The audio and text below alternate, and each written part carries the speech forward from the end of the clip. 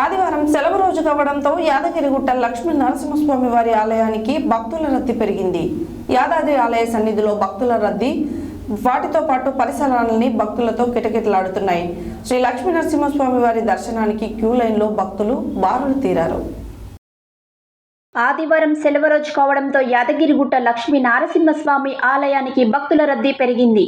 యాదాద్రి ఆలయ సన్నిధిలో భక్తుల రద్దీతో ఆలయ పరిసరాలన్నీ భక్తులతో కిటకిటలాడుతున్నాయి. శ్రీ లక్ష్మీ నరసింహస్వామి వారి దర్శనానికి క్యూ లైన్లో భక్తులు బారులు తీరారు.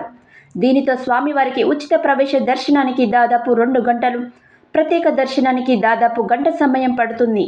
భక్తుల రద్దీ అధికంగా ఉండడంతో ప్రసాద విక్రయశాల, సత్యనారాయణ స్వామి వ్రత మండపం, కొండ కింద విష్ణు పుష్కరణి, కార్ పార్కింగ్, బస్టాండ్లో భక్తుల సందడి నెలకొంది. ఉదయం నుంచే స్వామివారిని దర్శించుకొని మొక్కులు చెల్లించుకుంటున్నారు. యాదాద్రి ఆలయ పరిసరాలలో మౌలిక వసతులు ఎలా ఉన్నాయని భక్తులను అడిగి తెలుసుకుంటున్న ఆలయ ఈవో భాస్కర్ రావు.